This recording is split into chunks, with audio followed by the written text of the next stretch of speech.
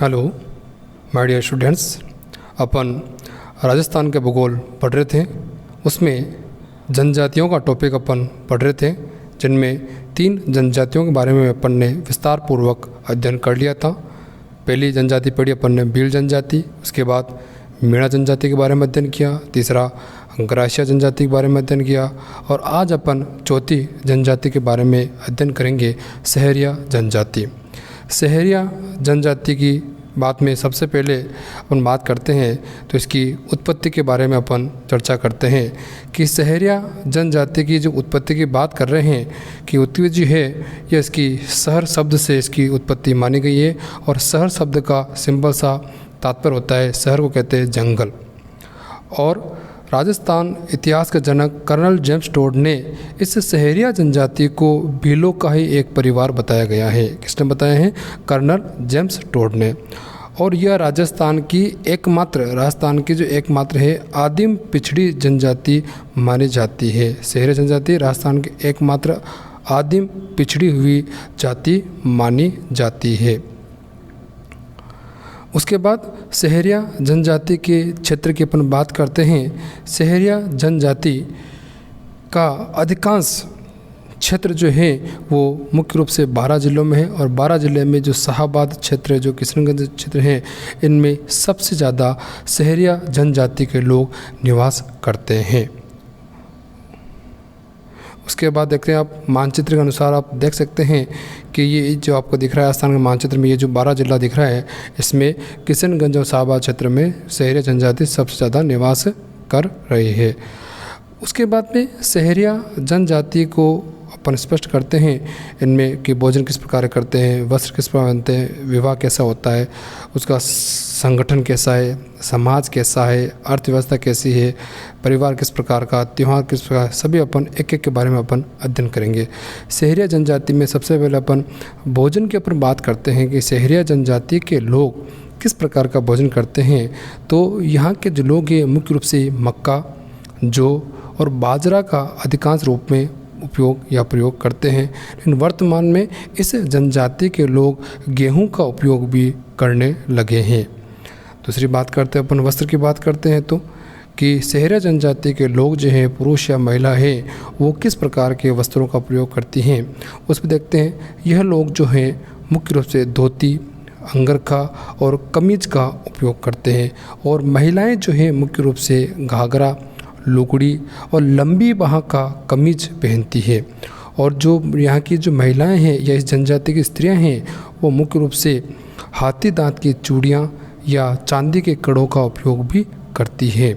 और इसके अलावा ये इस जनजाति की जो महिलाएं हैं अपने शरीर पर उनका नाम या देवी देवताओं का चित्र भी गुदवाती है, जैसे टैटूइंग के नाम से भी जानते हैं। अगली बात करते हैं वस्त्र के बाद में आता है विवाह, कि सहरिया जनजाति की विवाह की बात करते हैं तो यहाँ का जो विवाह है, विवाह की रस्म पंचों के द्वारा तय की जाती है। किसके द्वारा करते हैं? पंचों के द्वारा। पंच निर्धारित करते हैं किसके साथ किसकी शादी होगी। उसके बाद बात कर रहे हैं अपन कि इस जनजाति में अपने ही गोत्र में विवाह करना निषेध माना जाता था। क्या कहते हैं? कि अपने ही गोत्र के लोग अपने में ही विवाह नहीं कर सकते हैं। और दूसरी बात, इसमें जो विवाह की जो सबसे अच्छी बात इसमें यह है कि इसके जो एंगेजमेंट या सगाई की जो प्रथा होती है, लड़की की गोद में कुछ मिठाइयाँ रखकर पूर्ण की जाती है। लड़की बैठी उसकी गोद में कुछ मिठाइयाँ रख देती हैं, तो अपन कहते हैं उसमें उसका एंगेजमेंट या उसकी सगाई हो चुकी है। अगली बात करते हैं अपन तो त्यौहार की बात करते हैं कि यहाँ पर त्यौहार कौन से मनाए जाते हैं। इस जनजाति के या सहरिया जनजाति के लोग लगभग श्रावण का त्यौहार, नवरात्रा, दीपावली, होली और आका तीज के त्यौहार आदि रूप से मुख्य रूप से मनाते हैं। और ये सभी त्यौहार अपने हर्षोल्लास, प्रेम के साथ में या सद्भावना के साथ में एंजॉय भी करते हैं और मनाते भी हैं। और यहाँ के जो अपन पवित्र स्थान की बात करते हैं त्योहारों में, पवित्र एक नाम आता है सीताबाड़ी। सीताबाड़ी को सहरिया जनजाति का सबसे पवित्र स्थान माना जाता है, क्योंकि यहाँ पर सहरिया का मेला लगता है। इसे सीताबाड़ी को सहरियों का कुंभ के नाम से भी जानते हैं। कैसे कहते हैं? सीताबाड़ी। सीताबाड़ी को सहरियों का कुंभ के नाम से भी जाना जाता है। यहाँ पर सबसे बड़ा मेला भराया जाता है, ध्यान रखें आप। और यहाँ के या इस जनजाति के जो कुल देवता है वो वाल्मीकि ऋषि को मानते हैं। सहरिया जनजाति के जो कुल देवता हैं वो कौन हैं? वाल्मीकि ऋषि हैं। उसके बाद बात करते हैं समाज की बात करते हैं अपन, तो समाज या परिवार की बात करते हैं या उसके संगठन की बात करते हैं। तो यहाँ का समाज भी लगभग पितृसत्तात्मक ही होता है। जो सबसे बड़ा जो आदमी होता है उस घर का मुखिया माना जाता है, सबको उसकी बात माननी पड़ती है। जैसे वहाँ के जो घर हैं उनको एक सहरोल के नाम जानते हैं, गाँवों को सहराना के नाम से भी जानते हैं, और जो यहाँ का घर का जो मुखिया होता है उसे अपन कोतवाल के नाम से भी जानते हैं।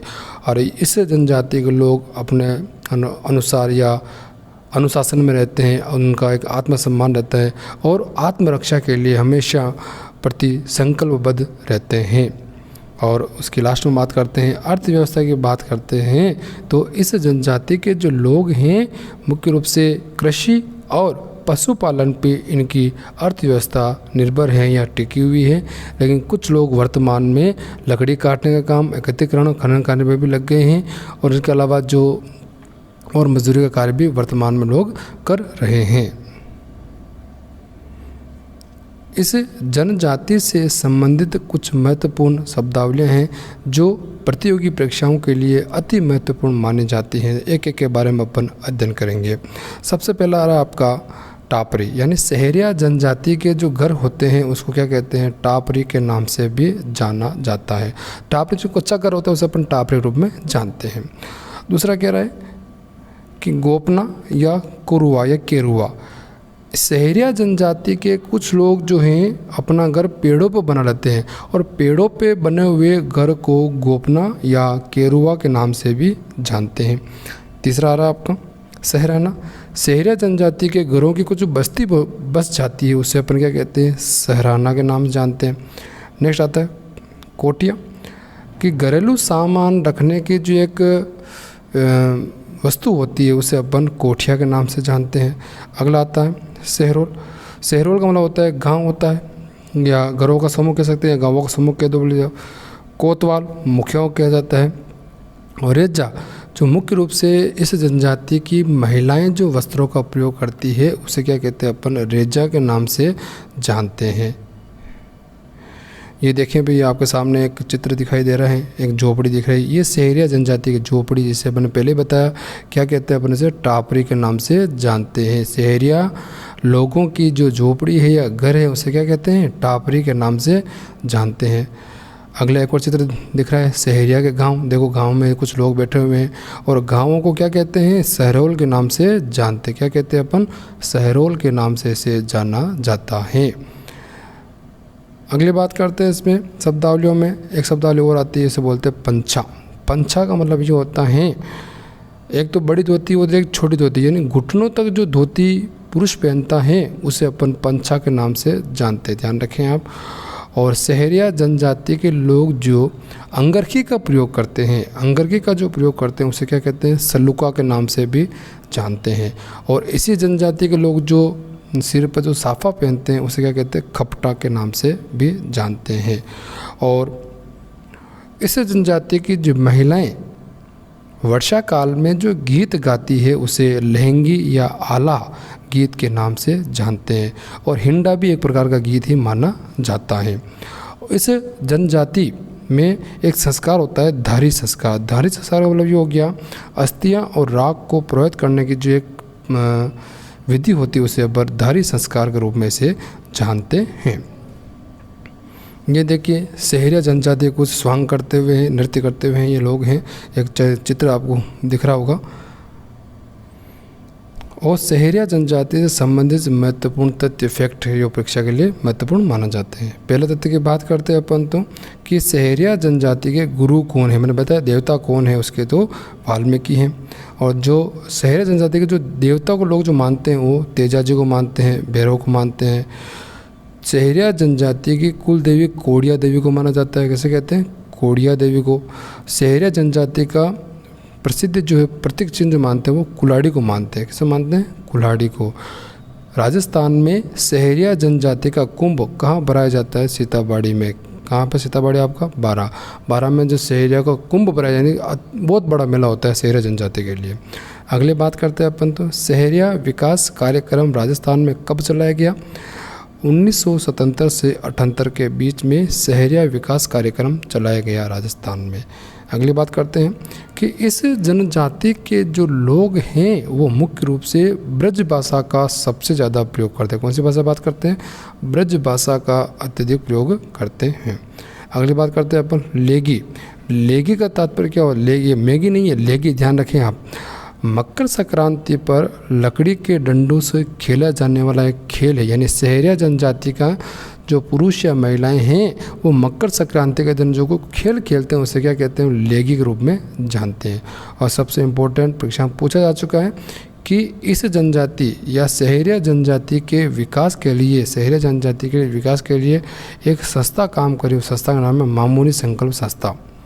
मामुनी संकल्प संस्था जो है किस जनजाति के विकास के लिए कार्य कर रही है? तो सहरिया जनजाति के विकास के लिए कार्य कर रही है। Thank you very much. ये वीडियो आपको कैसा लगे? कोई आपको समस्या है वीडियो संबंधी तो आप मुझे कमेंट कर सकते हैं।